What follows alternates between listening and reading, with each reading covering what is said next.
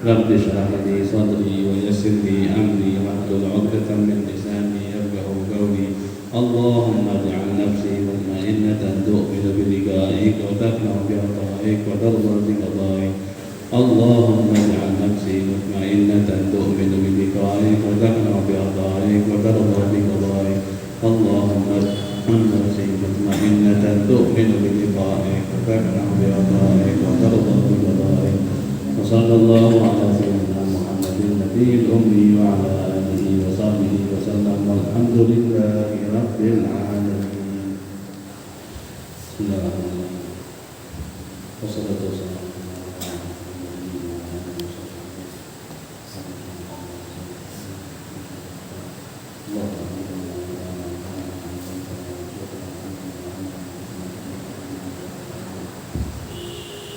Alhamdulillah, bersyukur kepada Allah Subhanahu wa taala karena dalam kesempatan malam hari ini kita masih diberikan oleh Allah Subhanahu wa taala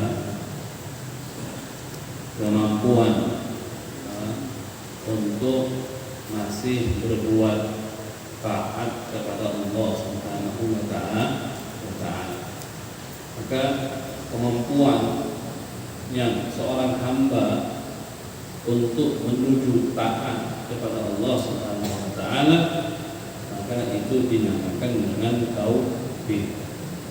Alhamdulillah kita masih diberikan oleh Allah Subhanahu wa taala taufik, masih diberikan oleh Allah Subhanahu wa taala hidayah untuk melakukan ketaatan kepada Allah Subhanahu wa taala, yaitu mempelajari ilmu baginda Nabi besar Muhammad sallallahu alaihi wasallam dan membersihkan hati daripada perbuatan-perbuatan yang keji, dan kita isi dengan perbuatan-perbuatan yang mana perbuatan tersebut dipuji dan dianjurkan oleh baginda Nabi besar Muhammad sallallahu alaihi wasallam.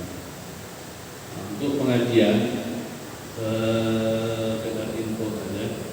Ini bukan jadwal resmi. Ini hanya sekedar kita majukan. Seharusnya pengajian ini ada di malam Kamis. Ana berhubung besok ana mau berangkat ke Sukabumi sampai hari Kamis dan gak bisa ngajar di malam Kamisnya, makanya kita majukan daripada libur-libur terus kan. Sudah beberapa minggu pengajiannya libur, maka kita ajukan untuk diajukan pengajiannya di malam ini. Ya, jadi nanti di minggu-minggu selanjutnya itu seperti biasa, jadwalnya malam Kamis. Melanjutkan daripada pelajaran kita di dalam kitab Minhajul Abidin karangannya Al-Imam Al-Ghazali, yang mana di dalam pembukaannya di situ beliau sudah mengatakan, kita ini kan seorang hamba pasti punya tujuan. Kita ini semuanya pasti punya tujuan, dan tujuannya kita ini adalah agar kita mendapatkan daripada ridhonya Allah Subhanahu wa taala, dan dengan ridho tersebut kita bisa masuk daripada surganya Allah Subhanahu wa taala. Kalau ibadah itu bukan tujuan, seperti apa kata Imam Ghazali kemarin. Ibadah itu bukan tujuan. Ibadah itu cuma asbab. Salah satu sebab kita bisa mendapatkan ridho Allah. Tapi tujuan kita hakikatnya itu adalah mendapatkan daripada ridho Allah Subhanahu wa taala. Dan di sini Al-Imam Al-Ghazali katakan, nah, untuk mendapat ridho tersebut, untuk masuk daripada surganya Allah tersebut, itu banyak sekali daripada rintangan-rintangannya, banyak sekali daripada kerikil-kerikil di jalannya, hambatan-hambatan di jalannya. Gak usah kita mau masuk surga atau dapat ridho, kita mau bisnis kita lancar atau urusan dunia kita lancar saja, itu pasti ada cobaannya. Nah, untuk masuk surga atau mendapatkan ridha Allah itu sudah barang tentu pasti ada cobaan. Makanya kata beliau, anak karang kitab ini ya, untuk agar kita yang mempelajari kitab ini bisa melewati daripada cobaan-cobaan tersebut. Ya, sama seperti kita dapat ujian. Ya, bagaimana cara kita melewati ujian tersebut? Kalau kita sabar, ya, kalau kita sungguh-sungguh mau melewati ujian tersebut, kita berhasil. Ya. Dan ujian juga. Jadi jangan katakan ya, kita ini sering diuji, sering dicoba, pekerjaan kita sering jatuhnya. Kapan banyak banget ujian yang nggak diangkat-angkat. Sebenarnya ujian itu yang bisa memberhentikan ujian ataupun yang mengangkat ujian tersebut, itu kuncinya di diri kita sendiri. Kuncinya apa? Taslim, ridho. Kalau kita ridho dengan ujian Allah, kita mau taslim, berserah diri dengan ujian Allah, maka ujian tersebut akan dicabut. Sama seperti kita nih, kalau kita punya anak. Kalau kita punya anak kita nakal. Apa yang kita lakuin sama anak tersebut? Kita marahin, kita nasihatin. Kalau dia masih nakal, nggak mau nurut, kita tabok anaknya, kita pukul. Pasti seperti itu. Ya. Nah, coba setelah ente pukul anaknya, kalau anaknya ridho, anaknya nurut, ente apakan anak tersebut? Oh, ente peluk dia, ente usap kepalanya, ente senyum sama anak tersebut, masya Allah, ente nurut sama anak. Tapi kalau sudah ente tabok, anaknya masih bangkang sama ente, anaknya masih nggak nurut, apa yang kita lakukan? Tabok lagi, kita pukul lagi, kita nasihatin lagi. Sama seperti ujian itu. Kalau kita ridho, kita syukuri, kita sabar, maka sudah diberhentikan oleh Allah, cukup. Tapi kalau dengan ujian tersebut kita masih nggak ridho, kita masih nggak kembali di dalam Allah, kita masih nggak mau taubat, ditambah terus. Maka di dalam salah satu riwayat Allah katakan, idza radita bi qadari utika ala ghadri. Kata Allah, wahai hambaku, kalau kalian ridho dengan takdirku, ridho dengan apa yang sudah aku ujikan kepada kalian, maka Allah katakan utika ala qadri, aku akan berikan kepada kalian apa yang aku mau, yang aku sanggup. Semua Allah sanggup. Ente mau apa akan diberi oleh Allah Subhanahu wa ta'ala. Tapi kuncinya satu dulu, ridho dengan qada dan takdir Allah Subhanahu wa ta'ala. Jadi itu di dalam urusan dunia. Di dalam urusan akhirat apalagi, cobaannya pun lebih besar. Makanya di sini beliau katakan, kita ini mau menuju ridha Allah, mau masuk surga, itu cobaannya besar. Sedangkan kita ini adalah hamba yang lemah, hamba yang dhaif. Kita sholat mungkin 2 rakaat saja, 3 rakaat saja, atau 4 sudah capek. Buktinya banyak, berapa banyak dari kita nggak pernah bangun malam? Berapa banyak dari kita yang sholat subuhnya telat? Berapa banyak dari kita yang sholat tarawihnya itu di hari pertama saja komplit 20 rakaat, 23 rakaat, di hari keduanya mungkin sudah nggak sholat, mungkin nyari masjid yang cepat sholatnya, mungkin nyari masjid yang cuma 11 rakaat. Berapa banyak? Itu udah menunjukkan faktor bahwasannya kita ini adalah hamba yang lemah. Di saat jalan kita menuju ridha Allah itu susah. Makanya kata Al-Imam Al-Ghazali, maka aku karang kitab ini untuk memperhalus jalan kita menuju ridhonya Allah Subhanahu wa taala. Maka di sini beliau katakan, "Fasara hadzal khatbu idan wallahi mubtalan." Maka Al-Imam Ghazali katakan, maka ketika kita tahu bahwasannya urusan akhirat itu susah, fasara hadzal khatbu, al-khatbu yakni al-ishtighal bi a'malil akhirah wal i'radu 'anid dunya, maka perkara yang menyuruh kita untuk sibuk dengan urusan akhirat dan kita berpaling dengan urusan dunia, maka perkara ini dengan jati diri kita yang masih lemah ini itu adalah sesuatu hal yang sulit. Untuk diri kita ini meninggalkan perkara dunia, gak ngurusin perkara dunia sama sekali, yang kita inginkan sibuk dengan urusan akhirat dengan hamba yang lemah seperti ini, itu sulit, kata Imam Ghazali. Wal khataru adiman. Dan ketika kita masuk kepada hal seperti itu, maka akan menjadi besar bahaya dan yang lain. Walidzalika azza man yaksidu hadzal tariqa wa qalla. Oleh karena itu sedikit azza sama qalla itu maknanya mutaradif sama. Azza maka sedikit, man yaksid orang yang mau menuju jalan ini, orang yang mau menggapai ridha Allah, orang yang mau masuk surganya Allah dengan menempuh jalan ini sedikit, gak banyak. Tsumma azza minal qasidina man yaslukuh. Kemudian juga sedikit dari orang yang masih mau, yang mau sudah mulai berjalannya juga sedikit.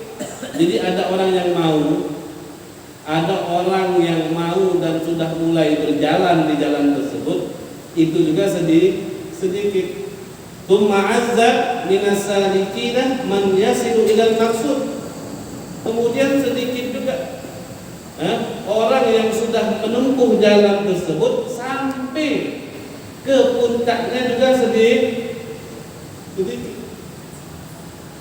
Jadi yang mau menuju jalannya sedikit, yang sudah berjalannya juga sedikit, yang lulus di jalan tersebut juga sedikit. Karena mereka tahu jalannya itu sulit. Kita mau bangun malam nginget subuh aja udah sulit. Mau bangun jam 3, jam 4 mikirnya aja udah sulit. Udah mikirin 1 tahun ini sudah duit zakat nih, nisabnya sudah sampai, itu sulit. Maka yang lulus juga sedikit, kata Imam Ghazali. Wayat bil matlub, dan mendapatkan apa yang mereka cari. Wa humul a'izzah alladziina istafahumullahu azza wa jalla li ma'rifatihi wa mahabbatihi. Akan tetapi orang yang menuju jalan tersebut, orang yang sudah memulai di jalan tersebut, dan orang yang sampai di jalan tersebut, mereka adalah al-a'izzah, orang-orang mulia, orang-orang yang agung, orang-orang yang istimewa, yang dipilih oleh Allah Subhanahu wa taala untuk mengenal dan mencintai Allah Subhanahu wa taala. Karena kalau cuma sekedar mengenal, itu gampang. Bahkan makanya kalau kita belajar di dalam ilmu tauhid, di dalam ma'rifah kan ada ma'rifah yang hanya khusus untuk orang-orang khusus. Ada yang namanya ma'rifah yang baik orang khusus ataupun orang awam harus tahu. Seperti misalnya kita harus tahu Allah itu wujud, wajib bahkan hukumnya. Baik orang belajar ataupun tidak, dia harus tahu bahwasannya Allah itu wujud. Dia harus tahu Allah itu baqa. Dia harus tahu Allah itu bidang. Nah, ini semua dibilang ma'rifah. Tapi ma'rifah yang baik orang khusus ataupun orang awam wajib ketahui. Ada ma'rifah yang orang awam sulit untuk tahu. Bagaimana kita bisa tahu ma'rifah ini? Kita nggak bakal bisa tahu ma'rifatnya seperti ini kecuali kita mau menempuh jalan yang susah seperti ini. Baru kita bisa mengenal Allah Subhanahu wa Ta'ala di dalam hakikatnya. Kita makanya orang-orang yang seperti ini ya, itu ada imam namanya Ibnu Farid kalau nggak salah. Di dalam syairnya dia katakan, walau khatarat li fi siwaka iradatun ala khatiri sahwan qadaitu biriddati. Ada satu imam, dia katakan, ini orang yang ma'rifatnya sudah tinggi. Dia katakan, kalau seandainya khatarat li fi siwaka iradatun, ya Allah, kalau seandainya terlintas di dalam hatiku siwaka selainmu wahai Allah, terlintas saja, terlintas. Maka kata Imam Ibnu Farid ini, qadaitu biriddati, maka aku nyatakan diriku ini sudah murtad. Terlintas mau menuju selain Allah, cuman terlintas, belum mau, belum niat, belum melakukan, belum, tapi khatar, lintasan hati dia saja yang ingin dia tuju adalah Allah, selain Allah, maka aku hukumi diriku pada saat itu murtad. Enggak mungkin kita orang yang seperti ini, makrifatnya masih bawah ini, mau mengatakan seperti itu. Kalau kita katakan seperti itu, mungkin sekarang semuanya kita ini sudah game over lah, sudah keluar semua, sudah keluar semua. Baru lintasan hati, bukannya niat. Berapa banyak zaman sekarang ini dengan dikasih mie 1 kardus, uang 500.000 aja udah keinginan mereka itu selain Allah. Itu kalau kita memang betul-betul mau menuju jalan yang seperti ini, maka kita akan mengenal Allah Subhanahu wa Ta'ala melebihi daripada orang-orang lain. Tajalli, anwar, musyahadah, mukasyafah, kita betul-betul bisa menyaksikan nantinya. Makanya kalau kita ceritakan cerita-cerita ulama-ulama yang mereka sudah mengetahui makrifat kepada Allah itu banyak, tapi mungkin belum pantas untuk kita ceritakan di tempat yang seperti ini. Takutnya ada yang gagal paham. Maka orang yang mau yang berjalan di jalan yang seperti ini, maka itu adalah orang-orang pilihan Allah Subhanahu wa Ta'ala, dan mereka mengenal Allah Subhanahu wa Ta'ala wa mahabbatih, dan juga mencintai Allah Subhanahu wa Ta'ala. Cintanya mereka juga beda. Orang-orang yang seperti ini, cintanya mereka itu sudah melampaui, enggak melampaui apapun. Sudah nggak bisa dikatakan lagi ketika urusan dunianya berkaitan dengan Allah, baik itu istrinya, baik itu suaminya, baik itu anaknya, baik itu diri dia sendiri, yang mereka pegang tetap Allah. Karena kecintaan mereka itu sudah bulat. Orang yang sudah meletakkan hatinya Allah, cinta kepada Allah, maka imannya orang tersebut baru bisa dikatakan sempurna. Kan kita sering dengar ceritanya Sayyidina Umar bin Khattab. Sayyidina Umar bin Khattab itu kan orang yang tegas, lugas. Apa yang ada di batin, di hati dia pasti dia keluarkan. Gak pernah dia sembunyikan, gak pernah. Makanya Sayyidina Umar bin Khattab itu di zaman jahiliyah itu orang yang terkenal istawa zahiru wa batinu. Zahir batinnya sama. Kalau kita ini kan melihat satu orang aja, secara zahir dia kayak gini, tapi batinnya beda. Tapi kalau Sayyidina Umar Itu orang kalau melihat zahirnya, itulah batinnya.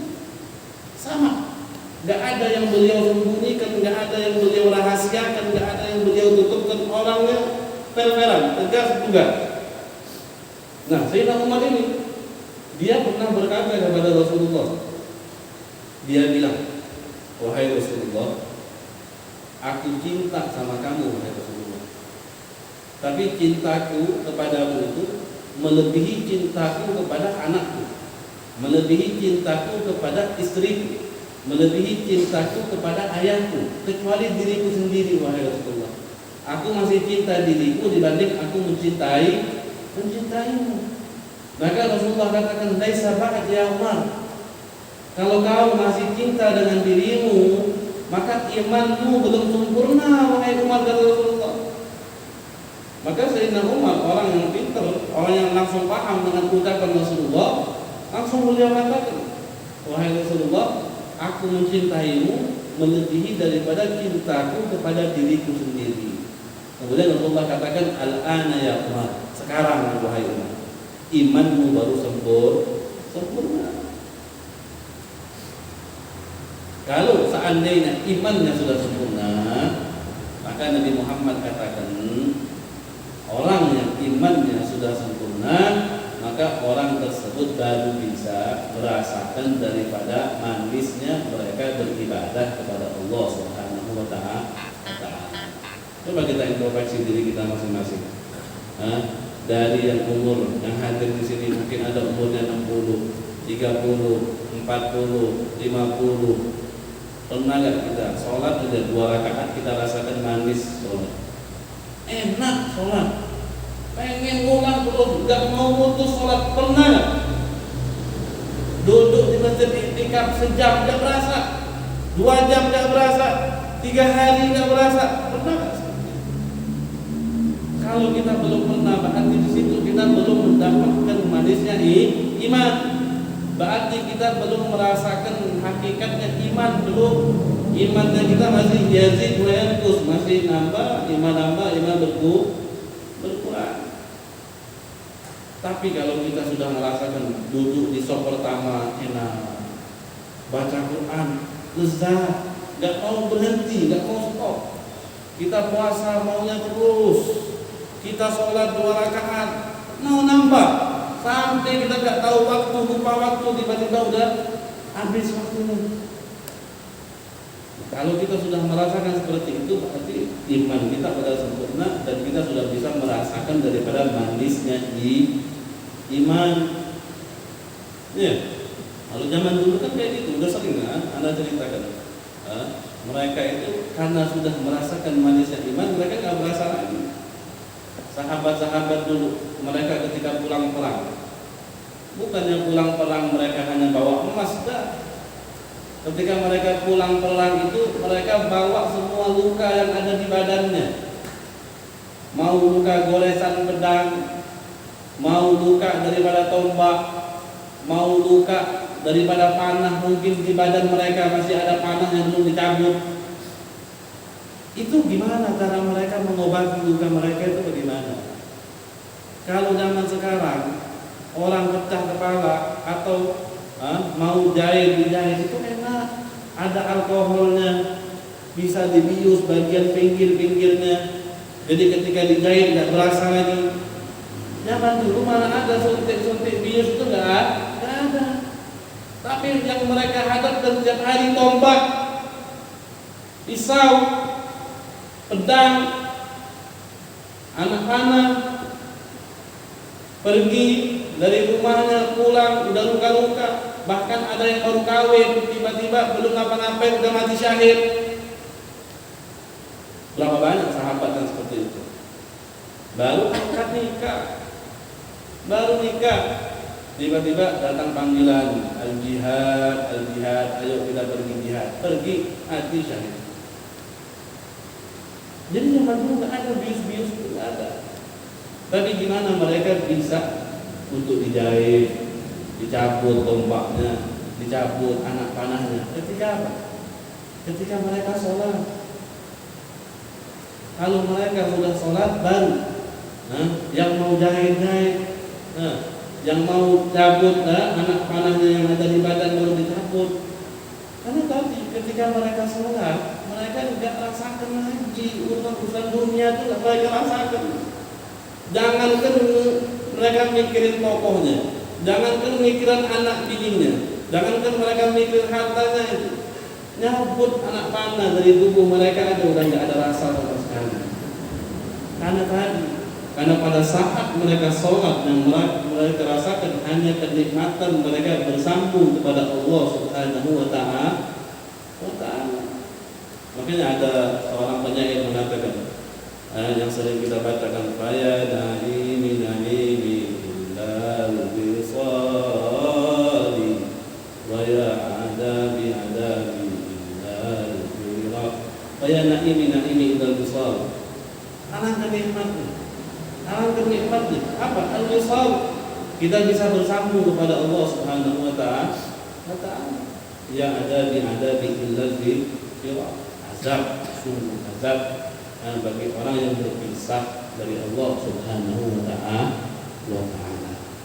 Makanya ya, orang yang memilih jalan seperti ini susah, tapi mereka adalah orang-orang pilihannya Allah Subhanahu wa Ta'ala. Wa saddadahum bi tawfiqihi wa isnatihi, dan mereka dijaga oleh Allah Subhanahu wa Ta'ala. Pekerjaan mereka itu betul, benar, ya, karena apa? Taufik dari Allah Subhanahu wa Ta'ala. Allah enggak libatkan mereka untuk bermaksiat, enggak libatkan mereka untuk melupakan daripada ibadah kepada Allah Subhanahu wa Ta'ala. Tsumma awsalahum bi fadlihi ila ridwanihi wa jannatihi. Kemudian Allah sampaikan mereka bi fadlihi, dengan keutamaan Allah, kepada ridhonya Allah dan surganya Allah Subhanahu wa Ta'ala. Wa nas'aluhu jalla dzikruh an yaj'alakum wa iyyana min ulaikal faidina bi rahmatih. Maka kita berdoa kepada Allah Subhanahu wa Ta'ala untuk dijadikan daripada orang-orang yang berhasil, orang-orang yang sukses dengan rahmatnya Allah Subhanahu wa Ta'ala. Kemudian di sini beliau katakan, na'am, iya. Iya ini maksudnya seperti jawab, tapi soalnya dibuang. Seakan-akan ketika ada orang katakan, ente mau jalan menuju surga, mau, tapi jalan menuju surga itu sulit loh. Ente nanti ketemu dengan sifat sombong, ente nanti ketemu dengan sifat riya, ente nanti ketemu dengan sifat ujub, nanti ente ketemu dengan hukum dunia, ente cinta dunia. Itu kan cobaan semua untuk ente melangkah ke surganya Allah Subhanahu wa Ta'ala. Apakah bisa? Kita untuk melewati jalan tersebut, apakah bisa? Yang kata katakan bisa saja. Kalau ente mau menempuh jalan yang seperti itu bisa. Makanya beliau katakan, walamma wajadna hadhihi tariqa bi hadhihi sifat. Ketika aku menemui bahwasannya ini jalan dengan sifat-sifat yang seperti yang kita sebutkan di atas, nadarna fa'am'anna an-nadara fi kaifiyati qad'iha. Maka aku meneliti lagi, ya, bagaimana caranya aku memutus jalan ini agar hambatan-hambatan tersebut itu tidak menghambat kita untuk menuju surganya Allah. Wa ma yahtaju ilaihi al-'abdu min al-muhbah wal 'uddah wal alah wal hilah min ilmin wa 'amal. Dan apa yang dibutuhkan oleh seorang hamba, daripada persiapannya dia, alat-alatnya dia, daripada ilmu dan amal. Asa an yaqta'aha bi husni taufiqillahi ta'ala fi salamah wa la yanqati fi 'adabatiha al-muhlikah fa yahliku al-halikina wal iyadu billah. Agar persiapan yang sudah aku siapkan ini bisa memutus jalan-jalan atau rintangan-rintangan tadi dengan taufik daripada Allah Subhanahu wa Ta'ala dalam keadaan selamat. Wala yanqati fi 'adabatiha al-muhlikah, dan orang tersebut tidak terjatuh daripada di jalan-jalan tersebut al-muhlika yang menghancurkan dia. Wa yahlik ma'al halikin, maka dia hancur bersama orang-orang yang celaka. Wal iyadu billah. Maka kata Imam Ghazali, fasannafna fi gadi hadhihi at-tariq wa sulukiha kutuban. Maka aku mengarang kitab. Aku mengarang untuk memutus daripada jalan ini, untuk memutus daripada hambatan-hambatan di jalan ini, aku karang kitab, kata Imam Ghazali. Maka yang aku karang itu adalah kitab seperti Ihya Ulumuddin. Ada juga kitab Wal Qurbah Ilallah Ta'ala. Al-Qurbah nama kitab. Banyak sebenarnya. Imam Ghazali nyebutin cuma 2. Padahal karangan Imam Ghazali itu udah sampai puluhan. Bahkan di setiap fan itu ada. Ada satu ulama yang mana mereka hitung-hitung. Misalnya Imam Ghazali punya karangan kitab 100 kitab.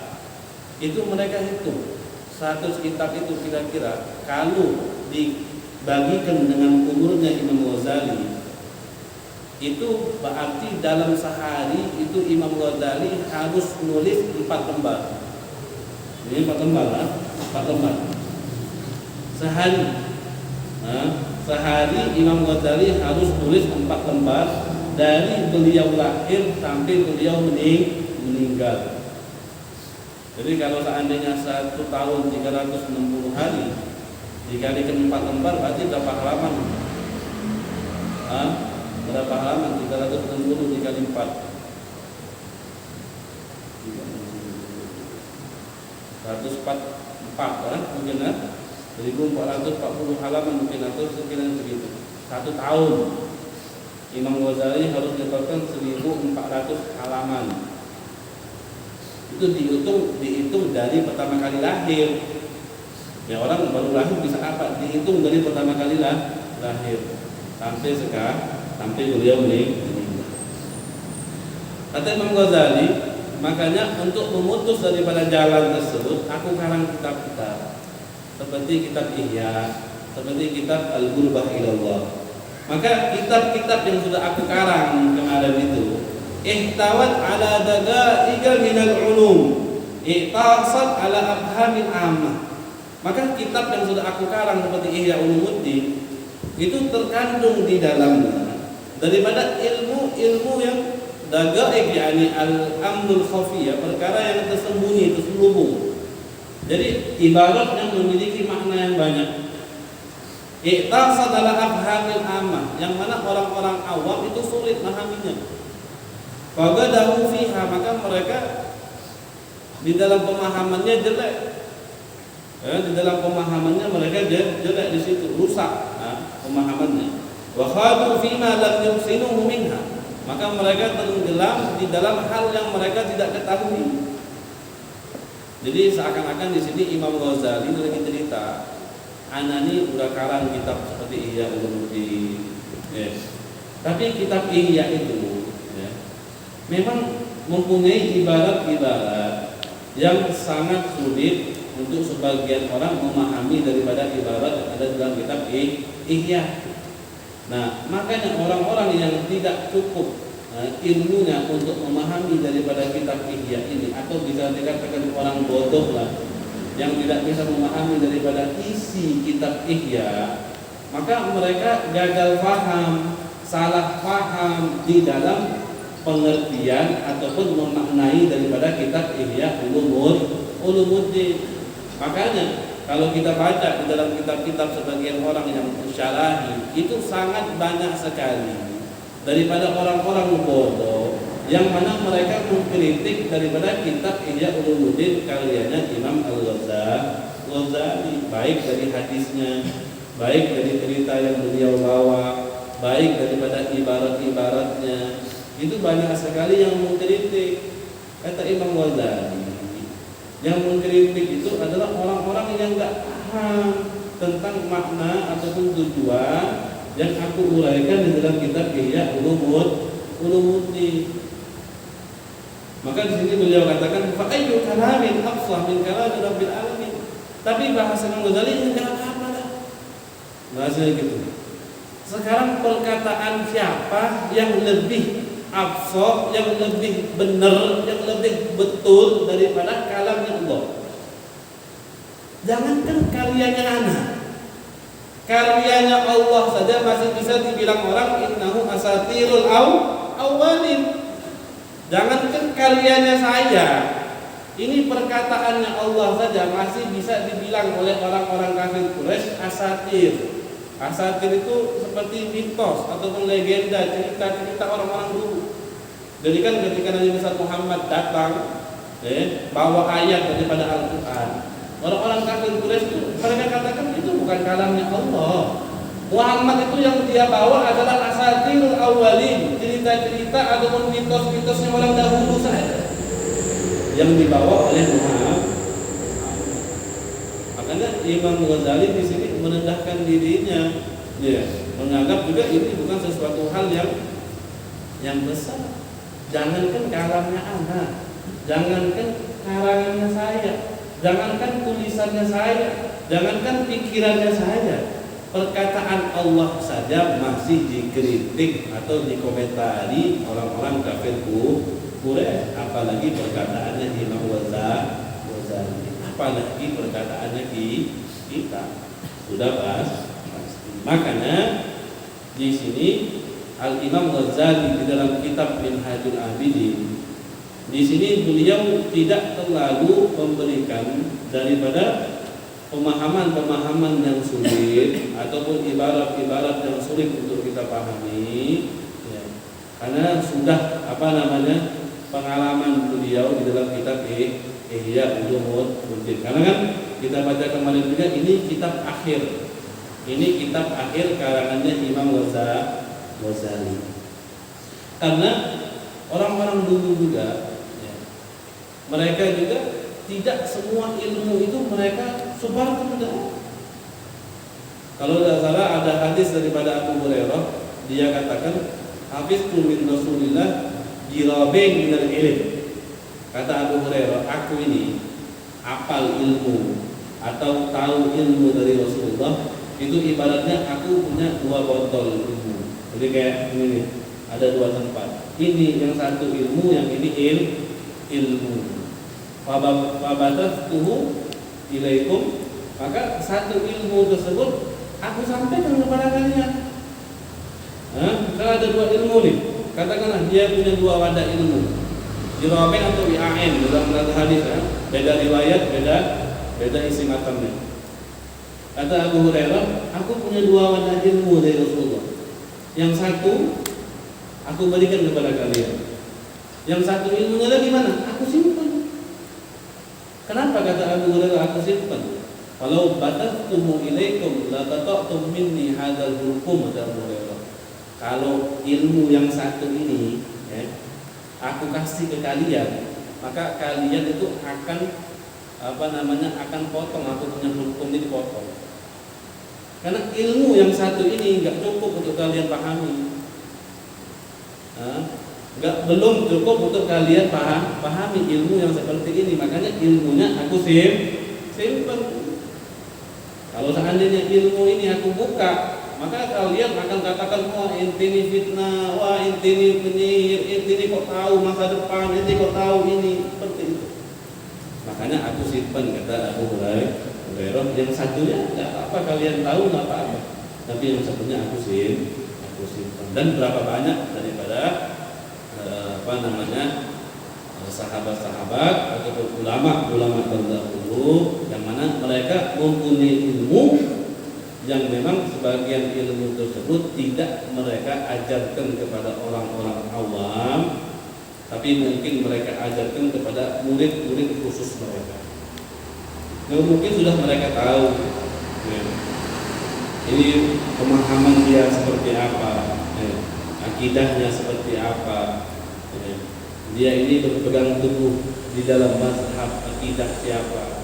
Ketika dia udah tahu, ya, karena murid dia sendiri, ya, baru dikasih tahu. Tapi kalau dengan orang-orang yang tidak tahu belajarnya dengan siapa, punya ilmu atau tidak, kita kasih pengetahuan yang luar biasa, maka kemungkinan di situ mereka ada gagal paham, ya, dan menuduh kita dengan tuduhan-tuduhan yang yang berhak. Makanya kan berapa banyak ada di zaman dulu juga orang yang akidahnya tinggi, ya.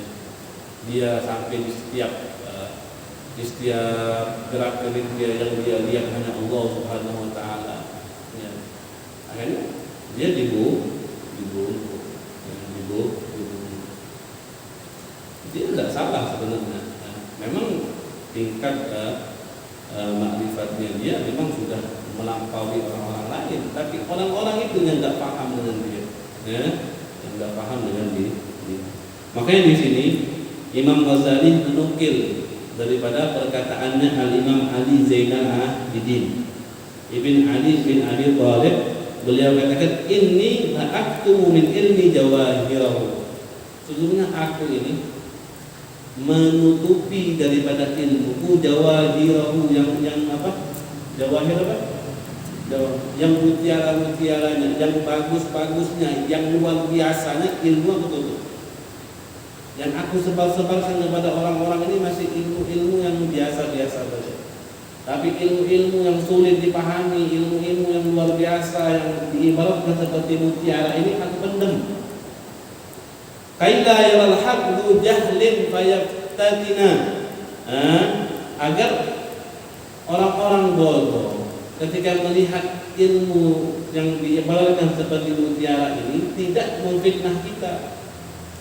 Bukan, mereka itu sebenarnya bukan mau menutupi, bukan, tapi pemahaman orang di dalam memahami ilmu yang mereka uraikan itu belum sampai. Sekiranya kita ini pengen berikan manfaat, malah kita berikan mereka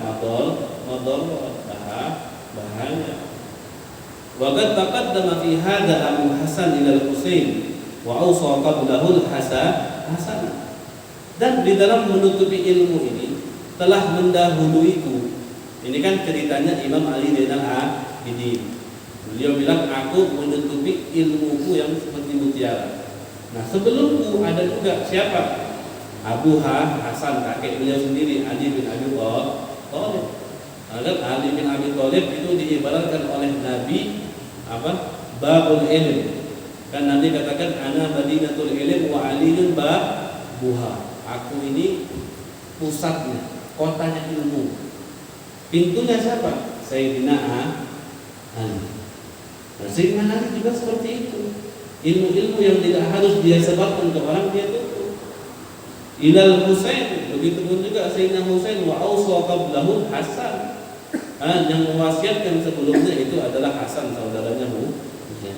Ya rubba jauhari ilmin law abuhu bi, kalau aja seandainya ilmu yang diibaratkan mutiara tersebut abu, yakni adhar, aku sebarkan, aku tampakkan, lagi nali anta mimman ya'budul wasana, maka orang akan katakan kepada aku, ente ini orang yang menyembah berhala. Kata Imam Ali bin Abidin, kalau ilmu yang seperti mutiara ini aku sebarkan, aku tampakkan kepada orang-orang, lagi nali anta man ya'budul wasana, aku akan dikira orang yang menyembah berhala. Walastahalla rijalun muslimuna dami yarawna akbaha ma ya'tunahu hasana. Maka tidak mustahil nanti orang-orang laki-laki daripada muslimun, mereka akan menghalalkan daripada darahku. Yarawna akbaha, yakni istahal, yang menghalalkan. Yarawna akbaha ma ya'tunahu hasana. Yang mereka pandang adalah yang aku datangi itu jelek, dan apa yang dari mereka itu bagus. Jadi katmul ilm itu haram hukumnya. Menyembunyikan ilmu itu kan nggak boleh. Kita ini kalau kita belajar ilmu, kita udah tahu ilmu tersebut, maka wajib bagi kita untuk menyebarkan ilmu tersebut. Tapi memang ada beberapa ilmu yang tidak layak ataupun tidak pantas kita sampaikan di halayak ramai ataupun umum. Karena takutnya di situ ada beberapa orang yang tidak paham ataupun pemahamannya belum sampai kepada ilmu tersebut, maka akan berdampak bahaya kepada diri dia sendiri, bahkan orang yang menyampaikan ilmu tersebut. Ini Imam Ghazali menukil daripada kalamnya Al-Imam Ali Zainal Abidin. Maka di sini beliau katakan waqtalatil halu inda dawil albab alladzina hum asyratu khalqillahi an-nadhara ila kafati khalqillahi ta'ala bi ainir rahmati wa tarkil mamara. Waqtalatil hal, akan tetapi keadaan menuntut. Jadi Imam Ghazali ini seakan-akan cerita, walaupun anak punya kitab dikritik sama orang, ya, anak punya perkataan dikritik sama orang, akan tetapi keadaan ini menuntut bagi orang-orang yang mempunyai pikiran ataupun ilmu yang luar biasa, ilmu yang luas, dalam keadaan yang seperti ini menuntut kita tetap untuk mengarangi, kita tetap untuk mengamati daripada hamba-hamba Allah yang lain, tetap untuk melihat hamba-hamba Allah dengan penglihatan kasih sayang. Walaupun ada orang yang mengkritik beliau, tapi tetap dipandang oleh Imam Ghazali dengan pandangan kasih sayang, wa tarkil mamarah, dan meninggalkan perbuatan mamarah itu mujadalah, perdebatan. Perdebatan kita kan, walaupun dia melihat kitabnya banyak dikritik orang, tapi tetap beliau pandang orang tersebut dengan pandangan kasih sayang. Beliau enggak debati orang tersebut, tetap beliau karang kitab lagi, beliau bikin kitab lagi.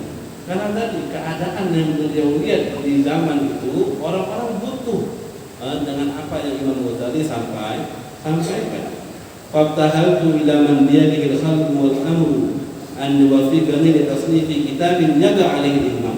Maka aku berdoa kepada Allah Subhanahu wa taala bagi yang di dalamnya itu kekuasaannya, hamba dan kekuasaannya itu ada di dalam Allah Subhanahu wa taala, untuk memberikan aku taufik mengarang kitab yang mana di situ sudah mujma', berkumpul orang sepakat bahwasanya kitab aku ini sudah bisa dipakai, wa yahsul bi qira'atihi intifa', dan di dalam kitab itu orang yang bacanya dapat manfaat,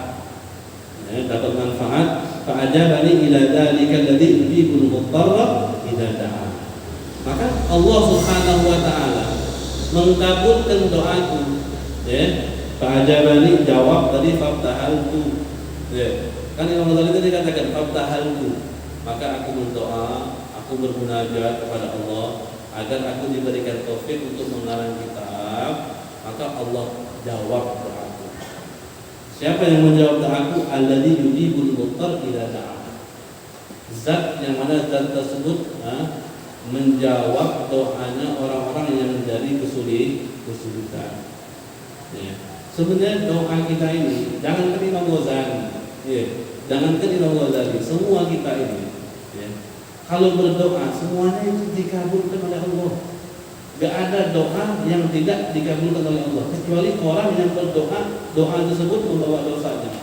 Jadi doanya orang, ya Allah masukkan dia neraka, atau inti berdoa agar diputuskan tali silaturahmi, itu nggak boleh. Atau orang yang yu'ajjil, orang yang pengen buru-buru. Nanti kita doa udah nunggu setahun, gimana inti sawitnya sudah panen? Anak nggak punya sawit, doa anak nggak dikabulin oleh Allah. Nah, orang itu termasuk yu'ajjil, masuk. Nah, orang-orang yang seperti itu, itulah orang-orang yang doanya nggak dikabulkan oleh Allah. Tapi kalau kita sabar, kita tetap berdoa, kita tetap sholat, kita tetap puasa, tetap zakat, doa kita bakal dikabulkan. Imma doa kita langsung dikabulkan, atau doa kita itu dilambatkan oleh Allah karena ada hikmah yang lain, atau doa kita itu nantinya menjadi kafarah atas semua maksiat kita di dunia. Coba kita pikir, hidup kita 60 tahun, setiap hari kira-kira ada nggak maksiat? Walaupun nggak maksiat secara zahir, tapi pasti ada maksiat secara batin. Kita keluar rumah satu langkah saja, melihat orang yang kita nggak suka, langsung kita jumlah di hati. Ini orang ini, jalan ke masjid nggak pakai ini, masuk masjid kaki kiri, sudah. Kita nggak marahin dia, kita nggak bikin sakit hati dia, kita nggak tampol dia, kita nggak mukul dia, tapi hati kita main. Hati ini dosa paling besar. Kalau bayangkan kalau seandainya setiap hari kita berdoa kepada Allah, doanya belum dikabulin sampai kita mati, nanti doa tersebut jadi kafarah semua maksiat kita yang ada di dunia. Jadi jangan kecil hati, jangan merasa Allah ini udah gak sayang lagi sama anak, Allah ini udah gak kasih lagi sama anak. Mana katanya Tuhan yang pemberi rahmat, mana Tuhan yang maha kasih sayang. Katanya Allah lebih sayang seorang hamba daripada seorang ibu kepada anaknya. Katanya seperti itu. Orang anak kalau minta sama ibu ada langsung dikasih. Ini anak minta sama Allah belum dikasih-kasih. Jangan ngomong seperti ini. Itu namanya doa adil. Doa orang seperti itu yang nggak bakal dikabulkan. Yakin saja. Setiap pentakhiran daripada doa tersebut dikabulkan atau menjadi kafarah atau diuntung, itu pasti mempunyai hikmah yang insya Allah manfaatnya akan kembali kepada kita. Oleh karena itu Imam Ghazali akhirnya dengan melihat keadaan yang ada pada zaman tersebut menuntut beliau untuk mengarang kitab ini, dan dia sudah berdoa kepada Allah dan Allah kabulkan doa dia. Wa adla'ani bi fadlihi ala asrari zalika, dan kata Imam Ghazali dengan keutamaannya Allah Subhanahu wa taala, aku diberikan adla'ani, bahasa Indonesia apa? Dilihatkan oleh Allah Subhanahu wa taala di dalam asrar zalik, sir-sir rahasianya. Wa alhamani fihi tartiban ajiban, dan aku diberikan ilham di dalam kitab ini untuk memberikan tartib. Jadi kan setiap orang kalau ngarang buku pasti ada tartibnya, pasti yang pertama kali yang mau dibahas apa, mukadimahnya seperti apa, pembahasannya apa. Orang kan kalau mau mengajukan skripsi, kalau kita habis kuliah nih mau selesai, kita kan pasti ada skripsi yang harus kita kumpulkan. Sebelum kita karang buku dulu, kita harus pertama kali yang kita siapkan judul. Ada judul dulu. Udah judul selesai, diterima judul kita ajukan lagi susunan yang mau kita bahas dan judul-judul sekalian, bab dari babnya, dari fasalnya, dari bagiannya, itu semua harus ada. Kalau bahasa Arab itu namanya khutbatul bahs, khutbatul bahasa Arab ya. Susunan belum isinya ini, baru susunannya aja dulu. Kita serahkan lagi ke dosennya. Ini nanti dikritik tuh. Bisa-bisa susunan aja itu, ngantuknya itu sebulan 2 bulan kita baru selesai. Belum isi, baru susunan. Nah, sini Imam Ghazali katakan, aku diberikan ilham oleh Allah Subhanahu wa taala di dalam menyusun kitab yang aku karang ini, susunan yang bagus, yang ajib, yang belum sempat aku sebutkan di dalam karangan-karangan aku sebelumnya.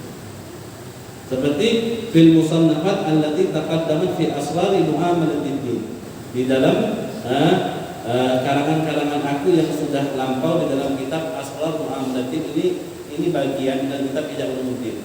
Asrar Alamatid Din itu bukan nama kitab ya, tapi bagian daripada kitab Ihya Ulumuddin. Fi asrari ala mu'amalatid din wa huwa alladhi ana lahu wasif fa aqulu wa billahi taufiq. Inna awwala ma yanbaghi al-'abdu lil ibadah wallahu subhanahu wa ta'ala a'lamu bis-shawab. Kira-kira ada pertanyaan atau tidak?